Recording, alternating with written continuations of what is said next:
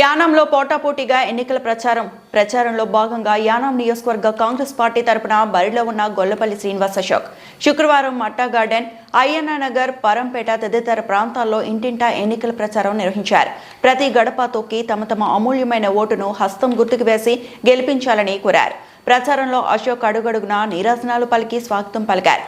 యానం ప్రజలు యానంలో పోటాపోటీగా ఎన్నికల ప్రచారంలో భాగంగా యానం నియోజకవర్గ కాంగ్రెస్ పార్టీ తరపున బరిలో ఉన్న గొల్లపల్లి శ్రీనివాస్ అశోక్ శుక్రవారం మట్టా గార్డెన్, అయ్యన్న నగర్, పరంపేట తదితర ప్రాంతాల్లో ఇంటింటా ఎన్నికల ప్రచారం నిర్వహించారు.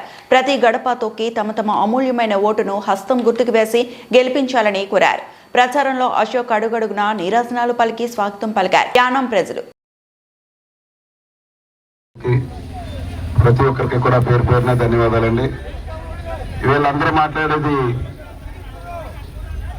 ఈ గొడవలు ఇలాంటివి ప్రొద్దండి, ప్రశాంతంగా వినండి. మీకు నచ్చిన పార్టీ ఓటేయండి, మీకు నచ్చిన విధంగా ఓటేయండి. ఇప్పుడు కోరుకునేది ఒకటే, ఏంటి అంటే కేవలం అయ్యన్న నగర్ గ్రామ ప్రజలందరికీ కూడా చెప్పేది ఏంటి అంటే, మీకు 3,92,000 రూపాయలు పడినాయి అంటే దానికి కారణం గొల్లపల్లి శ్రీనివాస్ అశోక్ అని గుర్తుపెట్టుకోండి. మళ్ళీ మే 4వ తారీఖు తర్వాత కూడా మీకు డబ్బులు పడాలంటే దానికి కారణం నేనే అవుతాను. కానీ మళ్ళీ ఆ పరిస్థితి మారితే మళ్ళీ సంచులు నింపుకోవాల్సిన పరిస్థితి వస్తుంది. అది మీరందరూ కూడా ఆల్రెడీ సగం డబ్బులు పడితే ఇంకొక డబ్బులు పడితే సగం సంచుల్లో సర్దేసుకున్న రోజులు లేవా? గుండెలు మీద చేసుకుని చెప్పండి. ప్రతి ఒక్కరికి కూడా నిజమేంటో తెలుసు. ఈ రోజు అంబేద్కర్లు మెహర్బానీ మాటలు మాట్లాడినంత మాత్రాన నిజం అబద్ధమైపోదు. లేకపోతే నేనే తప్పులు చేయలేదు, తప్పు చేశానంటే బ్రేక్ కోసుకుంటానని చెప్తే మరి దానికి మీరందరూ కూడా ఆలోచించుకోవాల్సిన పరిస్థితి ఎంతైనా ఉంది. కేవలం అందరికీ కూడా కలిసే ఉందాం, కలిసి ఎదుగుదాం అని చెప్తుంటే కేవలం క్యాన్వర్సింగ్ కూడా రాయనివ్వకూడదు, లేకపోతే ఇంకోటి అని. మీకు నచ్చిన పార్టీకి ఓటేసుకునే స్వాతంత్రం కూడా లేదు అంటే అది ఏ ఊర్లో బ్రతుకుతో అది బానిసత్వం కాదా? కేవలం కులం ఒక మత్తు కాదు, కులం ఒక నమ్మకంలో ఉండాలి. కానీ కులం ఒక మత్తులో మారిపోకూడదు, అది గుర్తుపెట్టుకోండి. కేవలం నా కులం కాకపోయినా నన్ను నమ్మని ప్రజలు నన్ను పూర్తిగా కూడా వాళ్ళు సొంత బిడ్డలుగా, సొంత అన్నగా ఆ రోజు నా కోసం నిలబడ్డారు. కాబట్టి కేవలం ప్రతి మత్స్యకారుడికి కూడా మంచి జరగాలని చెప్పి కోరుకున్నాను. దానికి 3 విడతల్లో డబ్బులు వేయడం జరిగింది. ప్రతి ఒక్కరు కూడా గుండెల మీద చేసుకుని ఆ గన్నమ్మ తల్లి సాక్షిగా చెప్పండి, ప్రతి ఒక్కరికి వచ్చేవాలేదు.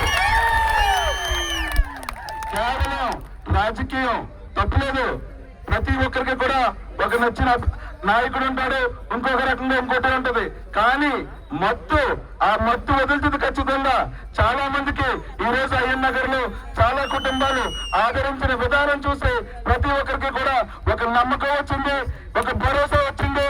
నాకు ఈరోజు దినేష్ కి, ఇక్కడున్న మత్స్యకార నాయకులకి, అదేవిధంగా వచ్చిన పెద్దలకి, ప్రతి ఒక్కరికి కూడా మాకు ఇంకా బలంగా తీసుకెళ్లిపోయే శక్తినిచ్చినందుకు అయ్యన్న గ్రామ ప్రజల్లో మమ్మల్ని ఈ రోజు ఆదరించిన ప్రతి ఒక్కరికి ధన్యవాదాలు తెలుపుకుంటున్నాను. అదేవిధంగా గుర్తుపెట్టుకోండి, పైన వచ్చేది కాంగ్రెస్ ప్రభుత్వం. ఆల్రెడీ మీకు ఈ రోజు చాలా మంది అయ్యన్న నగర్ కానీ, మిగతా మత్స్యకార గ్రామాలు కానీ, మిగతా గ్రామ ప్రజలందరికీ కూడా ఇస్తే చేసేస్తాను, 30 ఏళ్ళ నుంచి ఏం పీకుతున్నారని, ఈ రోజు కొత్తగా చేసేయడానికి ఏం పీకుతున్నారని, కేవలం ఈ మొన్న 5 ఏళ్ళు నేను గడిచిన నన్ను మీరు ఓటేసి అతి తక్కువ మెజారిటీతో గెలిపించినా కూడా ఆయన పరిపాలన జరిగింది. ఇప్పుడు మళ్ళీ జగ్గు వస్తుందంట, ఆ జగ్గుతో అన్ని చేసేస్తారంట. మీకు కావాల్సిన పనులు కావాలంటే మొన్న 5 ఏళ్లలో సీఎం ఆ ఇంటికి వచ్చి ఉయ్యాలిపోయారు. అదేవిధంగా డాన్సులు చేయడానికి వచ్చినప్పుడు ఆ రోజు మీరు పని అడుగుంటే నెక్స్ట్ ఓటేసిన తర్వాత పని చేసేస్తారని భ్రమ ఉండదు. మొన్న 5 ఏళ్ళు కూడా అతనిది. కానీ రేపు వచ్చే ప్రభుత్వం కాంగ్రెస్ ప్రభుత్వం, అక్కడ గెలిచేది వైద్యలింగం గారు సీఎం అవుతారు. అప్పుడు అయ్యన్న నగర్ గ్రామ ప్రజల లోపల తీసుకొచ్చి వాస్తవాన్ని చూపిస్తాను. కేవలం ఈ బానిసత్వ బ్రతుకులు ఎవరు ఏదో చేస్తారని బ్రతికే కొద్దీ మనల్ని ఇలాగే భయపెడుతూ ఉంటారు. మాకు మొట్టమొదటిగా ఆ రోజు ఒక్కడిగా అడుగు పెట్టాను. ప్రతి తల్లి ప్రతి ఒక్కరు కూడా ఐఎన్ఆర్లోకి స్వాగతించి నాకు 148 ఓట్లు వేశారు. ఆ 148 ఓట్ల కోసం కూడా నేను ఈ రోజు లోపలికి వెళ్ళాను. అది కాస్త 300 వచ్చు, 400 వచ్చు. మీరు ఆపుకోవడానికి మీ నాయకుడికి అంత దమ్మున్నా, ఆ నాయకుడికి ఉన్న కార్యకర్తలకు దమ్మున్నా ఎవరికైనా కూడా తప్పలేదు. కానీ మంచి చేసినప్పుడు ఆ మంచిని గెలిపించుకునే శక్తి ఉంది. కాబట్టి ఆ 148 ఓట్లు కూడా చెప్తున్నాను. ప్రతి ఒక్కరు కూడా మనం చేసిన మంచి ప్రతి మత్స్యకారుడికి కూడా నేరుగా డబ్బుల అకౌంట్లో పడింది తప్ప ఏ సొసైటీ పేరు చెప్పి కూడా ఆ డబ్బులు పొందలేదు.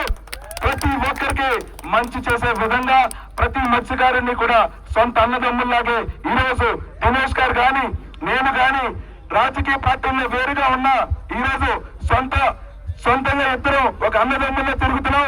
కేవలం ఊరు మంచి కోసం తప్ప వేరే విధానం కోసం కాదు. దాన్ని ఎప్పుడు కూడా కేవలం నేను కోరుకునేది ఒకటే, ఆ ఒక్కటి కూడా ఏంటి అంటే మంచి జరగాలి ఊరికి. దానికోసం ఎంత తగ్గడానికైనా సిద్ధం, ఎంత నిలబడడానికైనా సిద్ధం. పేద ప్రజల్ని మళ్ళీ గెలిపిస్తాం. ప్రతి మత్స్యకారుడికి కూడా, ప్రతి ఒక్క పేద కుటుంబానికి కూడా, ప్రతి వ్యక్తికి కూడా మంచి చేసే విధంగా కాంగ్రెస్ ప్రభుత్వం రాబోతుంది.